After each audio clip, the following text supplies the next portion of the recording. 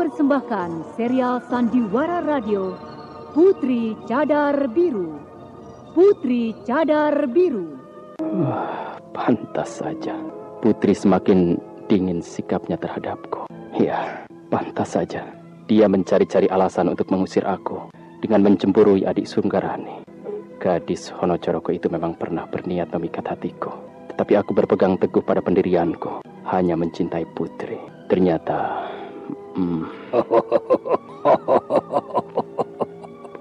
Den Mas Pendekar, apa yang mengganggu pikiranmu sehingga kau berdiri melamun seperti itu? Kiranya Paman sudah datang. Putri Cadar Biru, sebuah sandiwara radio penuh tragedi menegangkan di kalangan rimba persilatan yang dikobarkan oleh seorang dara jelita akibat cinta yang kandas sebelum terbalas.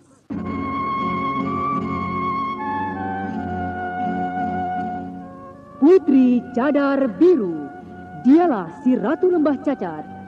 Dia yang ditakuti oleh setiap kesatria karena ketinggian ilmunya, namun sekaligus dikagumi karena jelita tiada tara.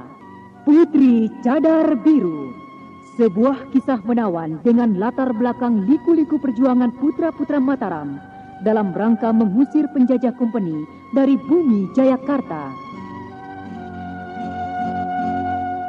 Kali ini memasuki episode ke-18 dengan judul Selat Buah Rindu.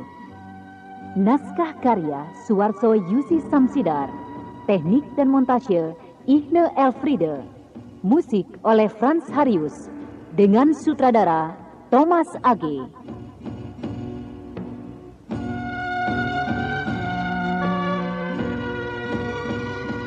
Pada seri yang ke-7 ini menampilkan Iwan Dahlan sebagai Anusa Gelang, Idris sebagai Kiwatu Gunung, Ai sebagai Nisuang, Elias sebagai Kidoro Megan, dibantu oleh Ajeng dan Indrawati. Pembawa cerita Neni Sumardi. Selamat menikmati. Pada kisah yang lalu diceritakan, kisah terbukanya rahasia Kibawana, seorang penjahat pemetik bunga yang tinggal dalam Selat Buah Rindu, bahwa lelaki itu kini tinggal bersama Nyai Sunggaran, salah seorang guru Honocoroko. Anusa Gelang bersama Kiwatu Gunung bertekad untuk menemukan penjahat cabul itu. Karena kecuali ia telah menodai Nisuweng, ia juga telah menemukan kitab pusaka yang diduga adalah kitab pusaka pusaran Angin Dewi. Dapatkah mereka menemukan penjahat pemetik bunga itu? Betulkah kitab yang ditemukan olehnya itu adalah kitab pusaka pusaran Angin Dewi? Paman, dengan adanya 2 ekor kuda, apakah kita tidak lebih baik menitipkan Nisuweng kepada seseorang? Benar juga Den Mas Pendekar. Suweng, kau tidak usah ikut Mbah ya. Aku akan titipkan kepada penduduk desa sebelah itu ya. Nanti Mbah kembali lagi apa tidak? Tentu Mbah akan kembali menjemput kau ya. Tetapi perjalanan ini kau tahu banyak sekali bahayanya. Lebih baik kau jangan ikut.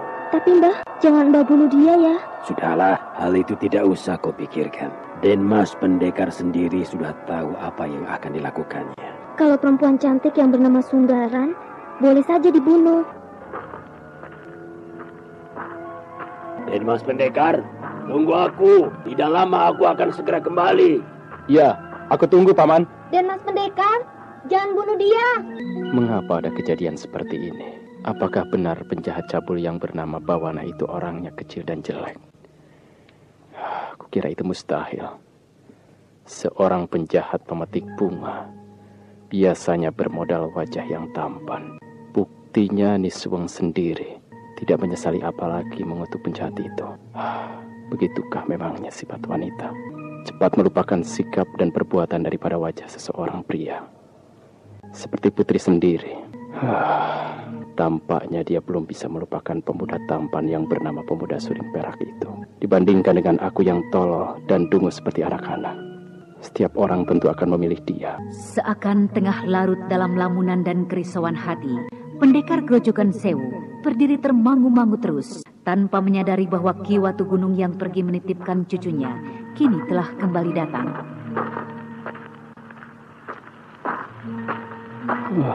Pantas saja Putri semakin dingin sikapnya terhadapku.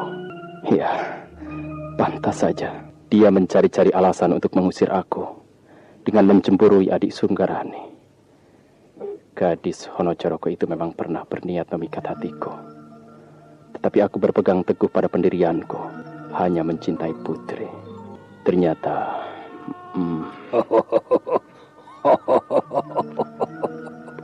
Den Mas Pendekar, apa yang mengganggu pikiranmu sehingga kau berdiri melamun seperti itu? Kiranya Paman sudah datang. Tidak Paman. Aku tidak sedang melamun. Hanya aku tengah berpikir bagaimana menghadapi penjahat licik seperti Bawana itu, Paman. Licik? Licik bagaimana, Den Mas Pendekar? Iya, tentu saja licik, Paman.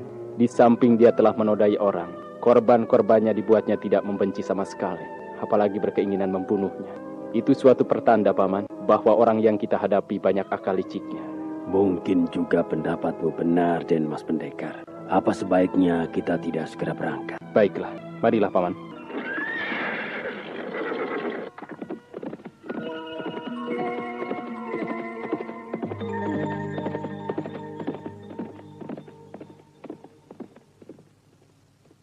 Setelah melewati hutan belukar, kedua orang penunggang kuda yang terdiri dari pendekar Grojogan Sewu dan Kiwatu Gunung akan segera tiba pada batas daerah padang pesawahan yang luas, yang terbentang di antara tanah perbukitan dan padang alang-alang. Karena hari sudah mulai malam, maka kedua orang itu menghentikan perjalanannya untuk sementara. Paman, musuh di tempat gelap, sedangkan kita di tempat terang. Kita harus berhati-hati. Sebaiknya kita akan bermalam di tepi padang ini sambil melihat gelagat selanjutnya. Untuk seorang pemburu seperti aku ini, berjalan di atas tanah padang terbuka seperti ini, ibarat bisa dilakukan sambil memeramkan mata. Tetapi karena dalam kalangan rimba persilatan ada pepatah yang demikian, musuh di tempat gelap, maka aku tunduk. Tapi aku akan pergi dulu mencari binatang buruan, Den Mas Pendekar, ya. Wah, mencari binatang buruan. Itu aku setuju sekali, Paman. Tetapi sebutan Den Mas Pendekar kepadaku itu, sebaiknya lupakan saja, Paman. Sebut saja aku dengan namaku, Anusa. Ya, baiklah Anusa. Tunggu aku. Akan kubawakan seekor kambing hutan untukmu.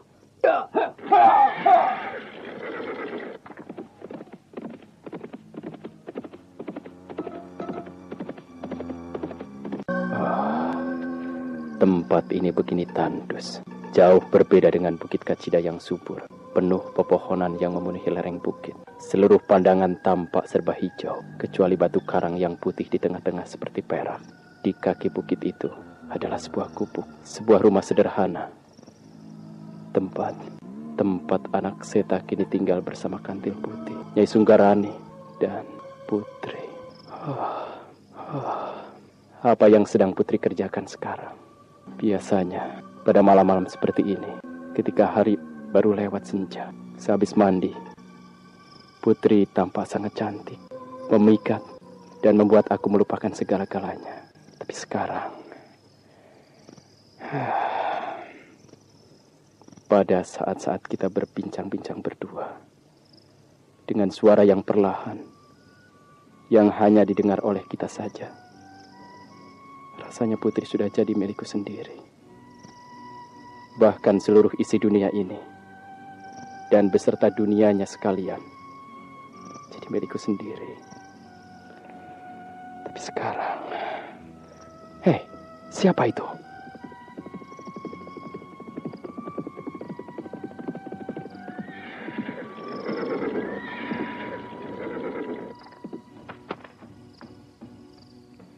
Rupanya, Anusa Gelang benar-benar terbenam dalam angan-angannya yang sangat dalam.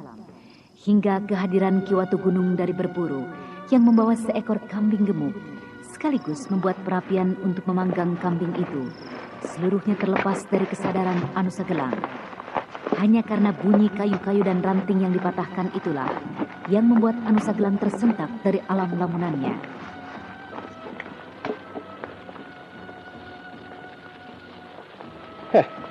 Paman, begitu cepat datang, Paman. Cepat? Tentu saja. Aku tahu di mana tempat sembunyi kambing-kambing liar di sekitar ini. Bahkan aku tahu persis berapa ekor lagi jumlahnya yang masih berkeliaran pada saat ini. Tapi kalau kau tidak sedang melamun begitu, sebenarnya aku tidak juga terlalu cepat datang. Dan Mas, Anusa, sudah lama aku mendengar perihal kematian istrimu. Dan sudah lama juga mendengar bahwa kau tinggal di Bukit Kacida bersama Ratu Istana Lembah Cacat yang cantik jelita itu. Lalu mengapa kau banyak melamun? Apakah kalian berselisih? Banyak sekali yang tidak ku ketahui tentang wanita, Paman. Tampaknya dia mencintai, tetapi ternyata tidak. Mestinya dia membenci, ternyata sebaliknya. Tidak salah perkataanmu, Anusa. Sampai-sampai perihal cucuku sendiri, aku tidak tahu bahwa sebenarnya dia tidak membenci bangsat yang bernama Bawana itu. Bukan maksudku untuk menyindirmu, Paman. Ya, aku pun tidak merasa tersindir oleh perkataanmu. Tetapi apa yang kau katakan memang benar semata. Daging panggang ini tampaknya sudah boleh mulai kita santap. Kalau bukan karena wanita yang jadi neneknya Subeng, barangkali aku tidak jadi pemburu seumur hidup seperti sekarang. Ayo, Anusa, ayo. Kita lupakan wanita-wanita itu. Kita ingat daging panggang yang wangi ini saja. Mari, Paman. Paman, sepertinya ada suara, Paman. Biasa anak muda. Di tempat sunyi, di padang terbuka seperti ini, ya suara wanita, ya bau wanita mudah saja tertangkap oleh indera sialan kita ini. Sebab sebenarnya bukan indera kita menangkap sesuatu, melainkan angan-angan dan lamunan yang terlalu giat bekerja. Paman, kedengarannya bukan hanya lamunan. Iya, memang. Yang mendengar suara itu adalah telingaku. Kumatikan saja perapian ini. Paman, aku mau pergi melihatnya. Tidak usah. Jalanan yang ada hanya satu. Dari sana menuju ke tempat kita ini. Mereka tampaknya sudah sedang menuju ke sini. Kita tunggu saja. Dari balik gerumbul ilalang, seakan mereka keluar dari dalam perut bumi, tampak serombongan wanita yang berjalan terhuyung-huyung mendatangi. Di belakang mereka, tampak seorang lelaki yang berdandan serba merah, mengayun-ayunkan tongkat, memukuli wanita-wanita itu. Rupanya wanita-wanita tersebut adalah gadis-gadis remaja usia yang wajahnya rata-rata cantik, sedang dihalau oleh lelaki yang berdandanan serba merah itu. Dan wanita-wanita itu, mengapa tidak berusaha berlari? Rupanya mereka diikat satu sama lain dengan tali yang kuat pada ibu jari kakinya, sehingga jika salah seorang berusaha lari, yang lain akan menjerit kesakitan. Anda sekarang masih mendengarkan Sandiwara Radio Putri Cadar Biru di channel Memori 80. Tampaknya urusan ini ada hubungannya dengan binatang bernama Bawana itu. Tidak mau. Aku tidak mau. Tidak mau. Aku mau tinggal di sana saja. Aduh, lepaskan aku. Aduh, lepaskan. Aku mau tinggal di sana saja. Aduh, tidak mau. Perempuan busuk. Siapa sudi menerima kehadiran kalian di sana? Tuan besar sudah tidak menginginkan kalian tahu. Kalian harus pergi. Pergi! Kenapa kau ikut campur, pengemis tua? Aduh, jangan pukul. Aduh, ini kan urusanku dengan suami.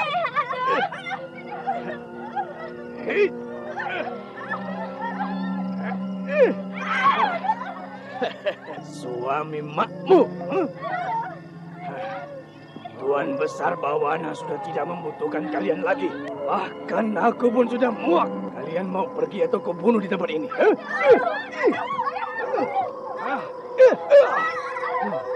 Kalau mau mampus, jauh dulu dari sini, tahu? Ayo jalan, jalan, jalan.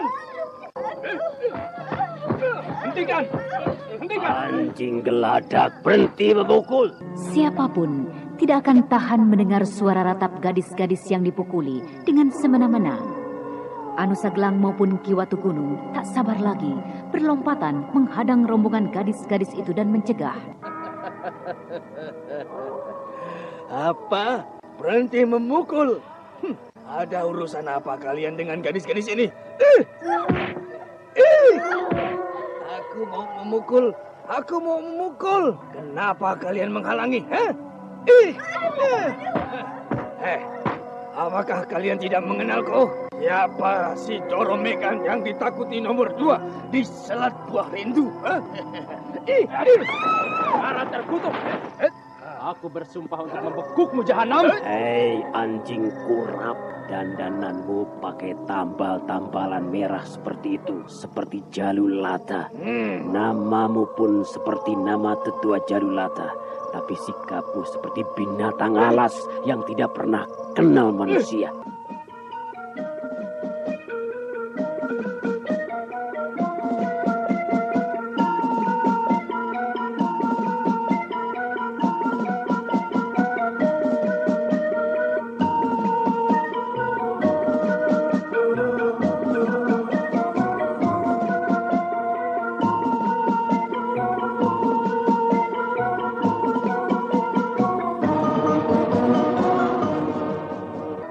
Kalian ini sejenis orang apa? Kalau terhadap Ki Doromegan saja tidak mengenal. Tentu saja aku berpakaian dan pakai nama seperti Tetua Jalulata. Sebab 10 musim panen yang lalu, aku masih Tetua Jalulata Pusat. Orang kedua sesudah Raja Pengemis Ki Gede Imam Madi. Tak pernah menduga bukan? Sekarang aku jadi apa? Apakah kalian tahu? Tentu saja kau jadi hamba sahaya, begundal si penjahat cabul bawana. Tepat. Tebakanmu sungguh jitu. Belum pernah aku bertemu dengan orang selihai engkau. Siapa namamu? Sebut saja. Nanti akan aku laporkan kepada Tuan Besar. Barangkali kau akan dapat kedudukan yang lumayan sebagai ahli ramal istana Selat Buah Rindu. Apakah itu tidak sangat lumayan? Siapa sudi jadi anjing si penjahat cabul? Kau monyet berbadan manusia. Kenapa kau aniaya gadis-gadis itu?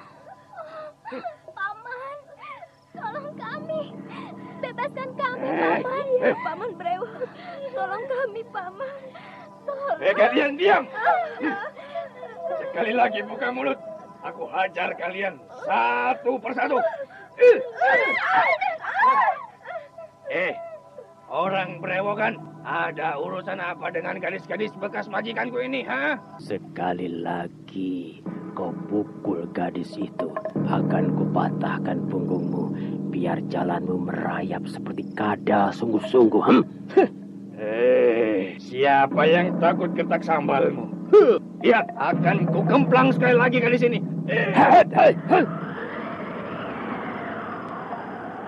Dalam gebrakan pertama itu, Ki Doromegan, si pengawal Selat Buah Rindu, telah mengetahui bahwa lawannya bertenaga besar dan sangat tangkas. Dilihat dari senjatanya, sebuah kapak besar itu saja, maka Ki Watu Gunung tidak boleh dilawan dengan adu tenaga. Kebo gila, apakah kau mau mengandalkan tenaga besarmu itu untuk menakut-nakuti aku? Kau boleh tidak usah takut, Doromegan. Tapi ku ingatkan kau, saat ini kau sudah bukan tetua Jalulata lagi. Kau tak pantas bersenjata tongkat bambu dan memainkan ilmu silat bambu wulu. Memangnya ada urusan apa? Aku mau pakai tongkat bambu atau memainkan ilmu silat bambu wulung. Tidak ada sangkut pautnya dengan kamu. Kamu tidak usah banyak mulut. Bagus, memang manusia hina seperti kau. Mana tahu aturan mana yang pantas dan mana yang tidak pantas. Sekarang bebaskan gadis-gadis itu. atau kau serahkan lehermu. Kalian harus minggir. Minggir. Gadis-gadis ini akan kubawa. Jangan ikut campur. Watu Gunung, aku ingat sekarang. Orang bernama Doro Megan itu memang benar. Dulu adalah wakil dari kakak angkatku, Ki Gede Imamadi. Harap Paman berhati-hati dengan senjata tongkatnya itu. Terima kasih dengan peringatanmu itu, Anusa. Tapi berhadapan dengan kucing kurap seperti itu, apa yang harus dipikiri? Temanmu itu sudah gentar mendengar namaku. Dia memang kenal kalangan rimba persilatan, sehingga tidak berani sembarangan bicara dengan Ki Doro Megan. Aku juga tak berani sembarangan. Iya. Orang bernama Doro Megan itu ilmunya cukup tinggi. Kalau dalam Jalulata Pusat menduduki tempat kedua, tentunya ilmu kepandaiannya setinggi di atas tetua Carang Gantung, atau bahkan mungkin setingkat di atas para tetua cabang barat. Kalau Paman Batu Gunung tidak kebetulan memiliki tenaga yang sangat besar, belum tentu dia mampu mengimbangi. Tenagamu sudah payah. Terlalu banyak foya-foya dan pelesiran. Orang tua besar mulut. Kau kira bisa mengalahkan aku? Kapak ini akan membelah kepalamu. Ya. Hati-hati, Paman. Siapa kau?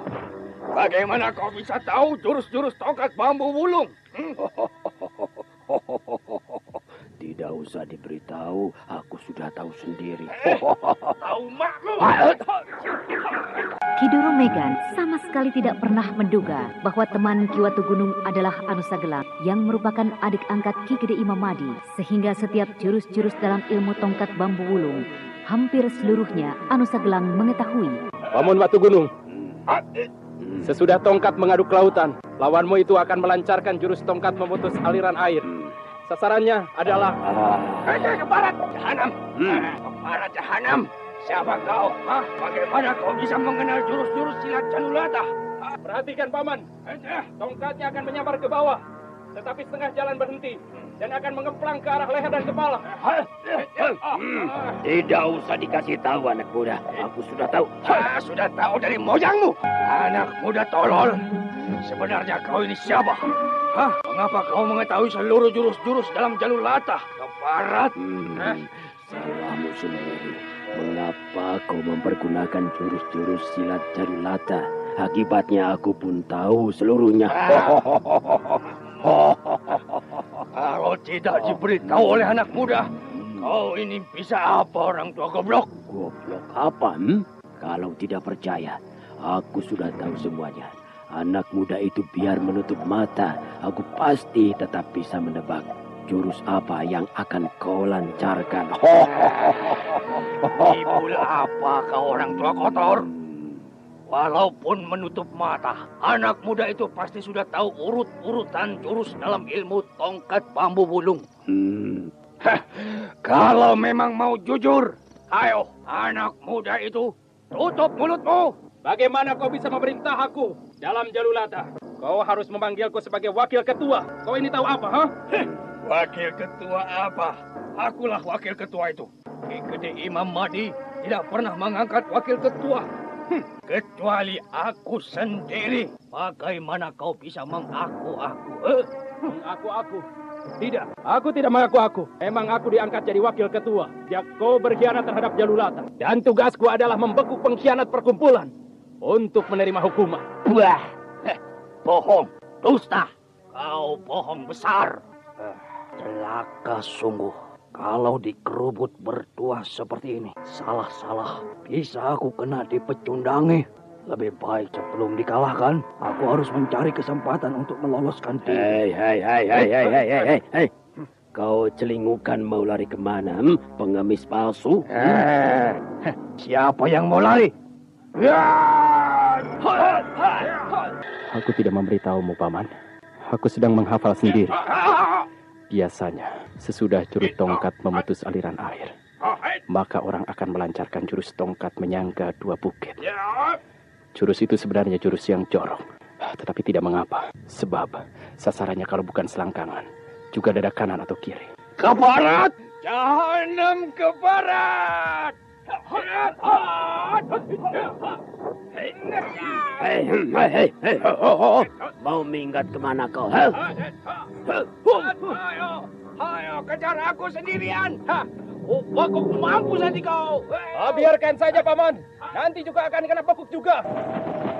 Rupanya, melihat bahwa dirinya takkan bisa mengalahkan lawannya, maka Ki Doromegan jalan satu-satunya harus melarikan diri, mencari selamat. Sungguh Ki Doromegan tidak pernah bermimpi bahwa ada orang luar yang begitu hafal dengan jurus-jurus tongkat Jalulata. Ia tidak tahu bahwa Anusa Gelang adalah adik angkat Ki Gede Imam Madi, Ki Watu Gunung sendiri. Setelah tidak berhasil mengejar orang yang dikejarnya, tak lama kemudian telah muncul kembali mendatangi Anusa Gelang. Ke barat sungguh. Pengemis busuk itu masih bisa berlari cepat, menyelusup masuk ke dalam sebuah terowongan.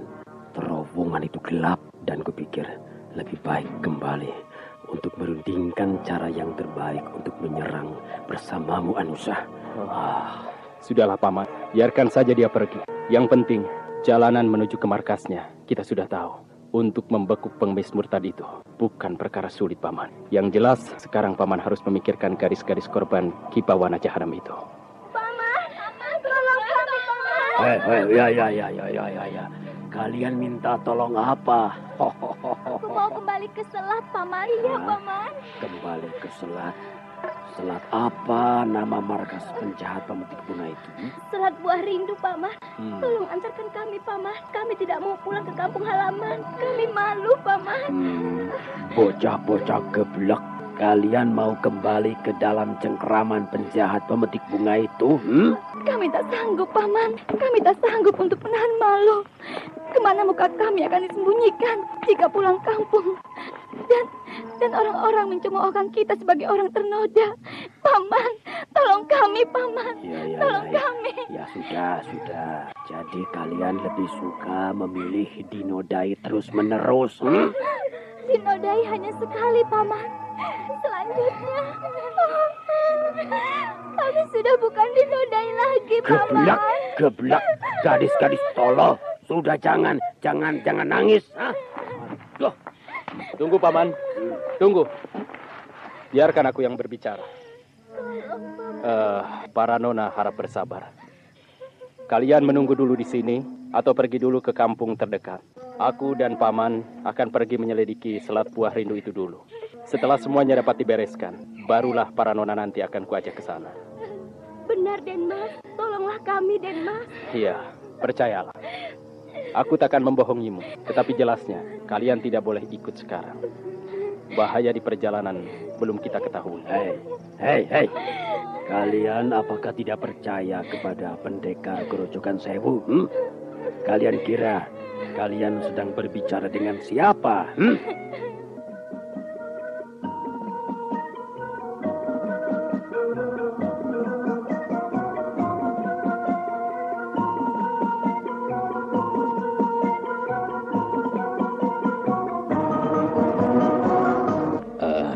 Zaman sudah terbalik. Orang dinodai malah minta tambah. Anusa, ayo kita segera mengejar si Jahanam Doromegan itu. Mengejar Doromegan sudah barang tentu tidak mungkin lagi, Paman.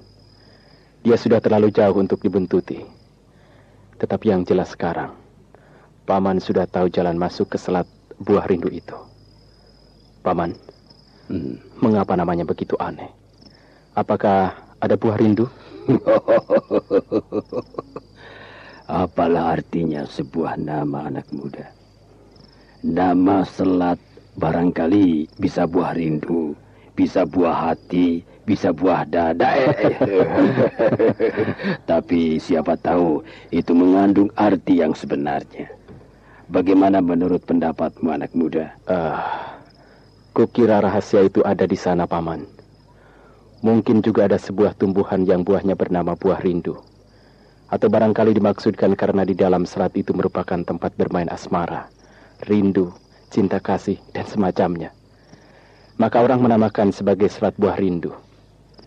Paman, Melihat gadis-gadis korban Kibawana yang pada berjalan sempoyongan dan tak bersemangat itu, aku teringat pada anak perkumpulan Jolotundo dan anak ketua perguruan Gagak Hitam. Paman berkata bahwa mereka telah keracunan bubuk pelebur tulang. Nyata-nyatanya mereka tidak mati dengan tubuh hancur. Bagaimanakah sebenarnya? Apakah itu hanya main-main, Paman? Anak muda, aku ini cuma seorang pemburu, bukan hantu selaksa racun ataupun tabib dewa. Mana aku mampu membuat racun pelebur tulang yang ganas dan keji itu. Aku memang memiliki ramuan untuk membius harimau ataupun singa. Ramuan itu hanya mampu membuat korbannya lemas, merasa tulang seperti dilolosi, perut mulas, dan napas megap-megap. Tetapi daya kekuatannya pun sangat terbatas. Paling lama sepenanak nasi. Andai kata anak-anak muda dari Jolotundo dan Gagak Hitam itu cukup cerdik, mereka pasti tidak akan bisa diakali. Oh, begitu. Dari kau sendiri, anak Anusa, dapat lolos dari ramuan ke itu saja, itu sudah menandakan bahwa kau seorang pemuda yang cerdik dan banyak pengalaman di kalangan rimba persilat. Aku memang sedang mencari teman untuk menghadapi pengganas cabul bernama Kibawana. Anak-anak muda seperti yang dari Jolotundo ataupun dari Gagak Hitam itu mana bisa dimintai bantuannya. Kalau dengan cara biasa, aku mengundang putra tunggal Gunung Putri, mana kau mau menggubris?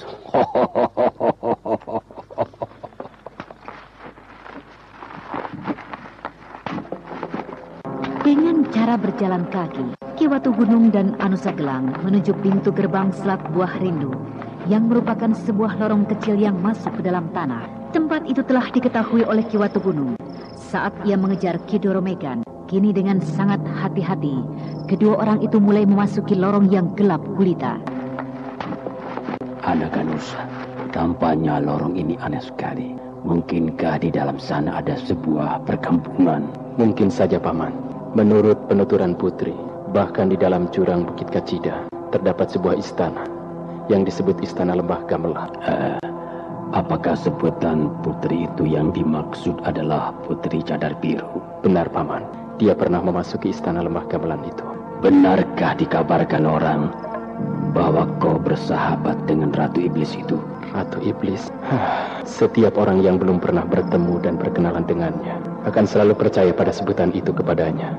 Tetapi aku sudah tahu siapa dia sesungguhnya. Sementara Anusa Gelang dan Ki Watu Gunung tengah melintasi lorong gelap menuju Selat Buah Rindu, maka teringat olehnya Putri Cadar Biru yang ditinggalkan di Bukit Kacida. Bagaimana pula dengan keadaan gadis dan jelita yang gelar.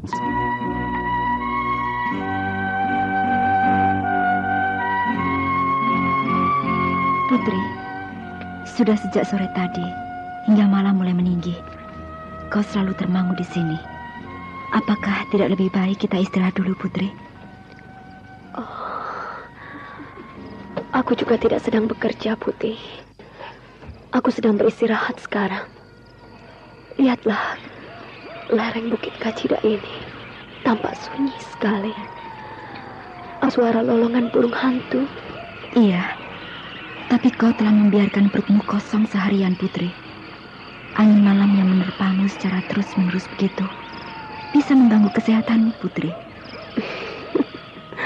Kau ini seperti bukan orang yang biasa malang melintang di kalangan rimba persilatan. San perut kosong dan angin kencang, bukankah itu urusan biasa? Putri, aku dan adik Garani mempunyai gagasan bagus. Gagasan apa? Bukankah Putri sudah bertemu dengan ayah Putri? Sudah? Mengapa? Maksudku, dengan ibunda Putri kan belum pernah bertemu. Karena ibundamu telah meninggal dunia dan dimakamkan di kaki Gunung Dieng oleh ayahmu. Sekali ini, sambil kita menambah pengalaman, bagaimana kalau kita membuat perjalanan ke sana? Bukankah Putri perlu berziarah ke makam ibundamu? Putri, aku tahu kau dan adik Rani sangat memperhatikan aku. Aku sangat bersyukur. Tapi kalau mau berkata, kita pergi ke air terjun Grojogan Sewu. Bilang saja begitu. Memang, sekaligus kita boleh mampir ke situ, bukan Putri? Apakah aku pantas datang ke tempat itu? Mengapa tidak, Putri? Waktu kita pergi ziarah ke makam ibumu, Putri, adalah wajar sekali. Kita mampir ke rumah teman atau sahabat lama. Ada juga kita berhutang kebaikan kepada Denmas Pendekar Grojogan Sewu. Dan sudah sepantasnya kalau kita menyambanginya. Putri, jangan biarkan hatimu menanggung derita yang berkepanjangan, Putri. Ibuku almarhum dulu suka bercerita. Katanya, kita ini wanita di negeri ini dalam hal perjodohan selalu bersikap menunggu. Maka kalau sudah bertemu, jangan suka dibiarkan pergi. Kalau saja Kakang Anusa tidak mudah salah paham. Di sisi lain, Putri juga mudah tersinggung. Apakah aku begitu, Putri? Maafkan aku, Putri. Menurutku, kau memang begitu. Benar apa yang dikatakan Kakang Imamadi, bahwa seluruh pengawal-pengawalku, kecuali Setia, semua sangat memperhatikan aku. Terima kasih, Putri. Aku memang ingin menyusul Kakang Anusa ke Grojogan Sewu. Aku sangat ingin bertemu dengannya untuk minta maaf. Apakah Putri masih ingat mengapa Nini Susur bahkan juga Dewi Kunir memusuhi kau, Putri? Kenapa? Dalam hal urusan yang berselimut cinta kasih itu, aku berperan sebagai penonton, sehingga aku bisa bersikap wajar. Wanita Pringgading dan Padang Kunir itu, kedua-duanya sangat mencintai Denmas Pendekar Grojogan Sewu. Tetapi justru Denmas Pendekar memilih lebih suka dekat denganmu, Putri. Apakah Putri akan melepaskannya begitu saja? Jadi saranmu bagaimana, Putri? Kita pergi ke Grojogan Sewu, Putri. Temui Denmas Pendekar. Dan kalau Putri berniat mau minta maaf, ya minta maaf saja. Urusan pernah berbuat salah, semua orang juga pernah berbuat salah. Mengapa malu, Putri? Apakah Putri tidak melihat bagaimana penderitaan Denmas Pendekar waktu akan meninggalkanmu? Kupikir dia bersedih bukan karena meninggalkan aku. Putri, Wisma Bukit Kacida itu adalah kau sebagai tuan rumahnya. Kalau Denmas Pendekar berselisih dengan orang lain, dia tidak perlu meninggalkan Bukit Kacida dalam kedukaan begitu rupa. Sewaktu Denmas Pendekar mendengar aku ngotot mempertahankan anak Seta, sebenarnya dia setengah berterima kasih kepadaku. Sebab sepertinya aku telah memberikan jalan kepadanya untuk kembali ke Bukit Kacida. Ya, setidaknya untuk menjaga nama, dia masih mempunyai alasan untuk datang ke tempat ini. Putri, besarnya cintaku kepadanya hanyalah Sang Murbeng Alam yang mengetahuinya. Tapi semua orang mengenalku sebagai Ratu Istana Lembah Cacat, Ratu Iblis, pengganis nomor 1 di dunia, musuh semua kaum gagah. Aku tidak bisa mempercayai bahwa ada orang yang mencintaiku secara sungguh-sungguh. Aku mengira kalaupun Kakang Anusa kembali ke bukit kita ini, kupikir untuk orang lain. Putri. Putri. Apakah aku keliru? Keliru besar, Putri. Aku tahu terhadap siapa kau menaruh prasangka. Terhadap adik Garani, bukan? Tapi aku tidak cemburu kepadanya, Putri. Putri, betapa bodohnya kau. Antara Denmas Pendekar dengan adik Garani tidak terjadi apa-apa, Putri. Adik Garani sendiri menyadari bahwa perselisihan antara Putri dengan Denmas Pendekar kali ini terjadi karena dirinya, Putri. Dia sangat menyesal. Karena itu, ia mau pergi bersama Denmas Pendekar belajar ke Gunung Putri. Kalau tahu bakal begini akibatnya, dia pasti menolaknya saat itu.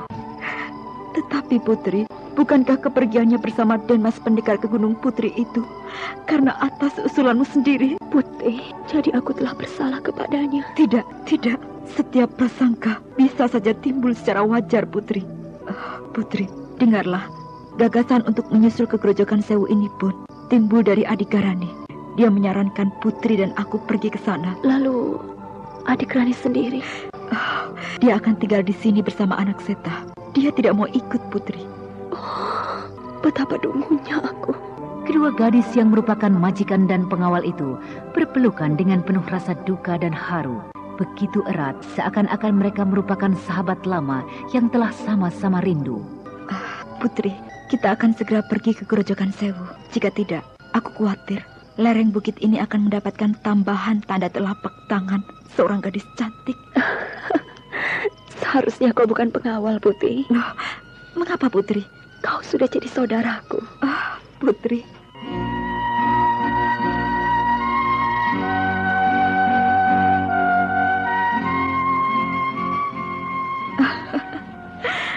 Kukira aku sudah dipecat. Kapan aku punya pegawai seperti kau? Putri, sebaiknya kita berangkat malam ini juga. Mengapa harus begitu mendadak? Mendadak? Seharusnya kau berkata begini, Putri. Andai kata waktu bisa ditarik mundur, kita sudah harus berangkat sejak siang tadi.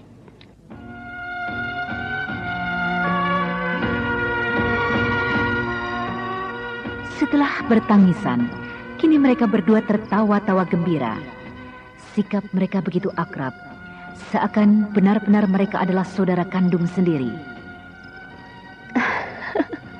Sejak kapan kau belajar pintar bicara, Putri? Sejak Ki Awu benar meninggal dunia, Putri.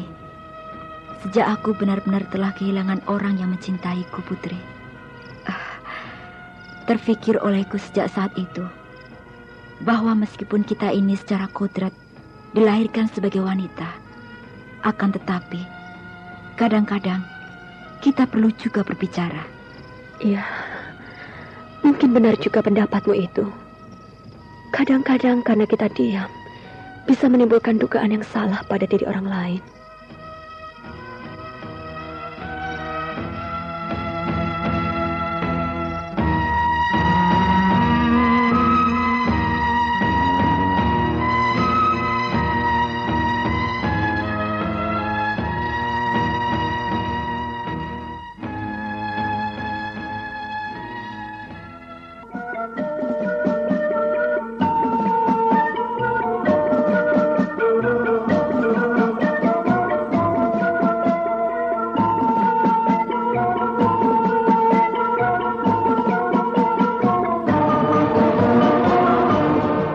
Putri, kau panggil adik Rani. Baik, Putri. Tapi ingat, jangan marahi dia. Kau pikir aku ini orang yang suka marah tanpa alasan apa-apa? Iya, akan kupanggil dia kemari, Putri. Aku dipanggil Putri? Iya, ada urusan sedikit yang ingin kurundingkan denganmu. Untuk beberapa saat, ketiga gadis itu tenggelam dalam alam pikirannya masing-masing. Akibat suatu perasaan bersalah, Putri Cadar Biru sendiri tampaknya sukar untuk memulai percakapan. Adik Rani, mungkin kami akan berangkat malam ini juga. Apakah tidak lebih baik besok saja, Putri? Kecuali hari sudah hampir tengah malam. Lagi pula anak Setat sedang tidur. Barangkali kalau besok bisa berpamitan juga dengannya. Tidak, adik Rani. Kalau menunggu anak Setat bangun, aku khawatir malah aku tidak jadi pergi. Kakak Mbak Putih, ayo kita pergi mencari binatang buruan. Kalau urusan perbekalan, sudahlah. Biarlah saja nanti aku mencari di perjalanan. Putri sendiri juga sudah terbiasa bepergian sambil berburu. Yang penting sekarang, kau sudah harus siap untuk tidur sendiri. Mengapa harus sendiri? Aku punya teman setia yang dekat dan karib sekali. Siapa dia? Anak Seta. Kukira siapa?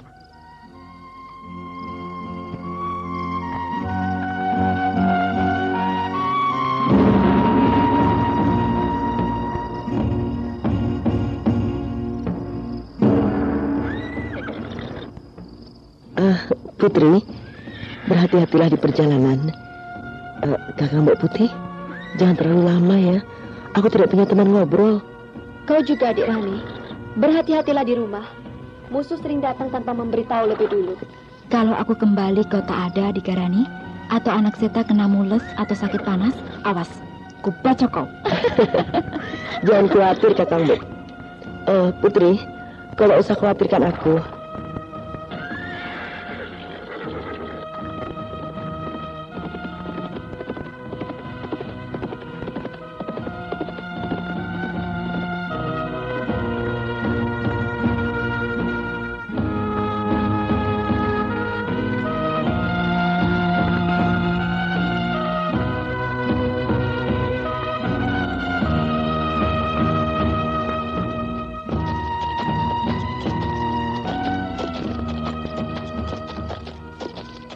Putih, apakah jalanan ke sana kau masih ingat?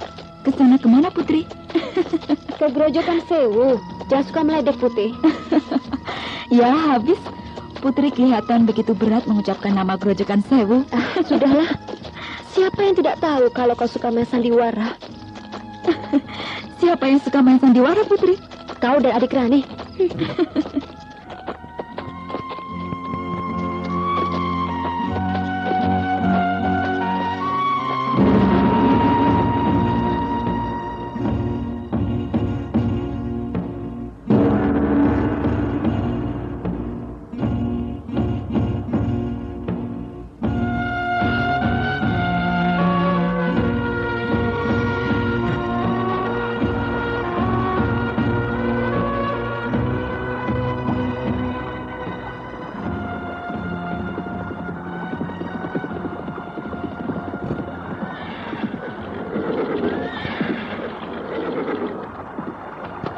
Setelah menempuh perjalanan secara terus-menerus selama sepekan, kecuali untuk keperluan mencuci badan atau sejenak memejamkan mata, Putri Cadar Biru dan Kantil Putih telah tiba di tempat tujuan. Mereka telah berada di kaki dataran tinggi Dieng, saat mana mereka tengah memandangi keindahan pemandangan air terjun yang dikenal orang dengan sebutan Grojogan Sewu. Putih, air terjun itulah yang disebut orang sebagai Grojogan Sewu. Jumlah grojogannya tentu saja tidak mencapai jumlah 1000. Akan tetapi karena sukar dihitung, maka dengan mudah saja orang mengatakan Grojogan Sewu. Dan sebuah rumah papan yang mungil dan masih cantik menyendiri itu, yang berada di samping air terjun, itu adalah rumah Kakang Mbok Gelangsari almarhumah. Kalau begitu, rumah dan Mas Pendekar Grojogan Sewu juga? Tentu saja. Tetapi mengapa begitu sunyi keadaannya? Pintunya menutup, dan dari dalam rumah maupun pekarangan sekitarnya tidak memperlihatkan adanya tanda-tanda kehidupan. Mari kita mendekat, Putri.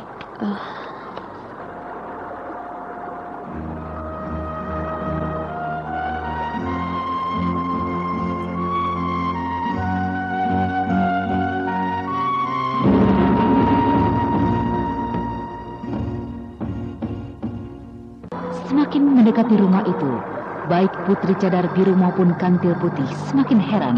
Mereka menemukan rumah itu yang sudah kotor, banyak sarang laba-laba, dan yang lebih menyeramkan lagi, pintu rumah itu menunjukkan tanda seperti sudah sekian lama tidak pernah dibuka orang. Putri, coba perhatikan pintu rumah ini. Tepat di bagian sudut atasnya, terdapat sarang laba-laba yang merentang ke arah daun pintu. Sarang laba-laba ini adalah sarang laba-laba yang sudah lama berada di sini. Warnanya kelabu kehitaman. Kalau pintu ini pernah dibuka orang, atau dan Mas Pendekar pulang misalnya, pasti sarang laba-laba itu adalah sarang laba-laba yang baru, yang warnanya kelabu keputih-putihan. Mungkinkah dia tidak pulang ke sini, Putih? Bagaimana pendapatmu? Mari kita lihat ke makam istrinya. Barangkali di sana kita bisa mendapatkan tanda-tanda bahwa Den Mas Pendekar sudah datang ke sini atau belum. Ayo, Putih. Putri Cadar Biru sudah pernah berziarah ke makam Dewi Gelangsari, mendiang istri Anusa Gelang yang terdapat di dalam sebuah gua, di sebuah tebing, di dekat air terjun itu pula. Oleh karena itu, tidak terlalu lama kemudian mereka telah tiba di gua pemakaman itu, yang ternyata berada dalam keadaan sunyi, dan tanpa adanya jejak orang yang belum lama ini mendatangi tempat itu. Putih. Nampaknya Den Mas Pendekar juga tidak mendatangi tanah pemakaman ini, Putri. Bagus. Mendengar perkataan Putri Cadar Biru yang bernada penuh kemarahan itu, Kantil Putih menyadari bahwa majikannya telah dijangkiti oleh prasangka dan praduga yang bukan-bukan.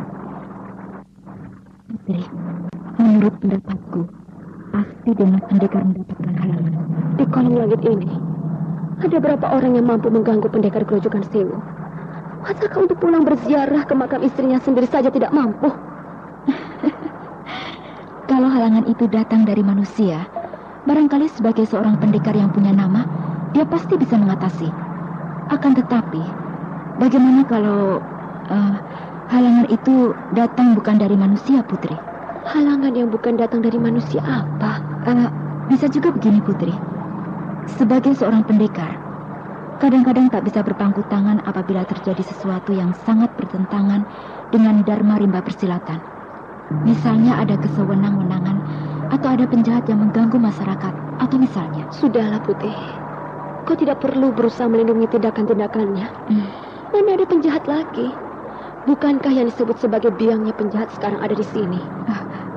Maafkan aku, Putri, kalau aku salah bicara. Tidak, kau tidak salah bicara.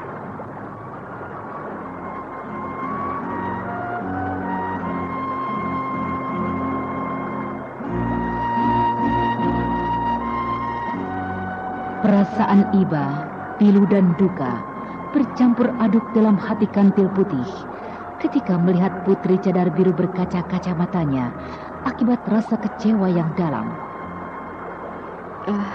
Putri, aku ada usul. Kalau boleh, bicaralah. Sudah kepalang tanggung kita membuat perjalanan jauh. Bagaimana kalau sekarang kita pergi ke kaki dataran tinggi Dieng? Maksudmu ziarah ke makam ibuku? Ya, begitulah kalau kau sependapat, Putri.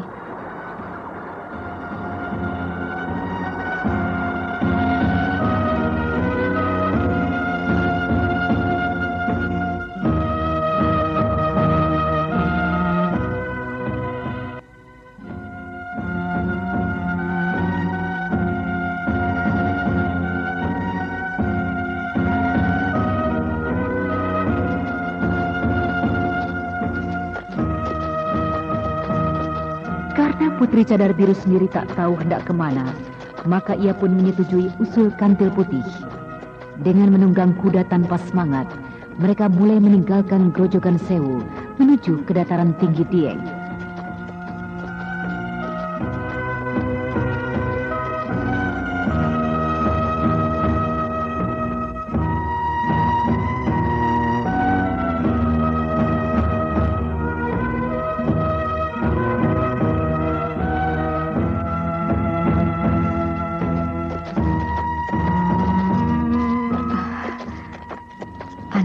Putri, keadaan di sekitar ini sepi aneh, sunyinya membingungkan. Masakan sudah sekian lama kita membuat perjalanan, satu orang pun belum pernah kita jumpai. Bukankah mertua dan Mas Pendekar pun tinggal di sekitar ini? Memangnya kalau bertemu orang, kau mau apa? Ya, bukan mau apa-apa, Putri. Tapi bahwa kita membuat perjalanan di atas bumi, mestinya pernah bertemu dengan makhluk yang bernama manusia. Apakah setelah Ki Awu Bener di Bumi Ayu itu telah meninggal dunia, kau masih ingin juga berjumpa dengan manusia lain, Putih? Putri, Ki Awu Bener yang tua di Bumi Ayu memang hanya satu, tapi di tempat lain. Bukankah masih ada Ki Awu Bener yang lain? Bagaimana? Ki Awu Bener di tempat lain? Maksudmu mudah saja mencari ganti untuk orang yang kita kasihi? Apakah hanya sampai sebatas itu kesetiaanmu? Mengapa kau tertawa seperti itu, Putih? Putri, setiap orang memang harus memiliki sikap setia. Sebab sikap tidak setia itu adalah sikap yang tidak terpuji. Tetapi setia kepada siapa? Masakah aku harus setia terus secara membabi buta terhadap orang yang telah mati? Setia terus secara membabi buta? Aku tidak mengerti maksudmu, Putih. Setia ya setia. Pendirian yang kukuh. Sikap yang tidak miar-miur seperti cemara ditiup angin. Apa maksudmu dengan perkataanmu itu? Putri, setiap orang dikaruniai oleh Yang Pencipta dengan anugerah yang disebut akal sehat. Mana mungkin kita menyayangi dan setia terhadap orang yang telah mati. Yang mati tentu saja bisa tenang di alam baka. Tetapi bagaimana dengan yang masih hidup? Apakah cukup dengan kesetiaan itu belaka? Jangkauan pemikiranmu cukup jauh, Putih. Aku kagum, dan terlebih kagum lagi bahwa kau bisa melupakan begitu saja orang yang kau kasihi begitu dia mati. Putri terhadap yang masih hidup, tentu saja tidak boleh begitu, Putri. Ada suara apa itu?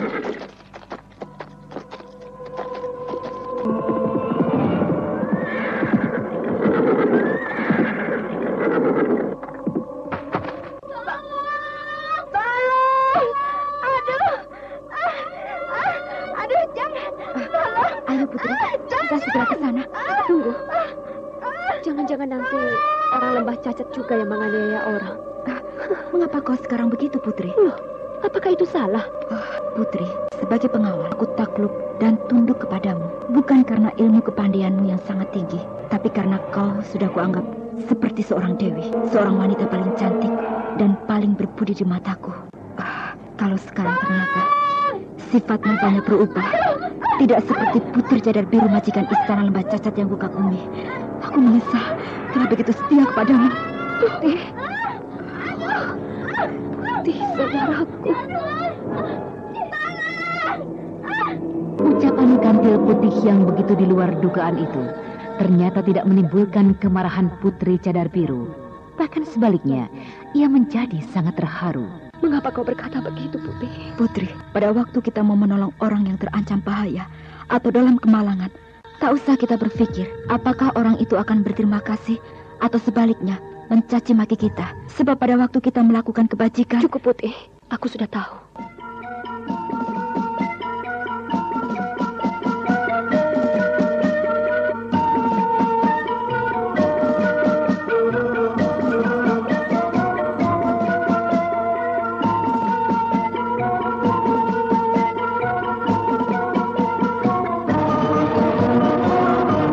Saudara pendengar, siapakah perempuan-perempuan itu?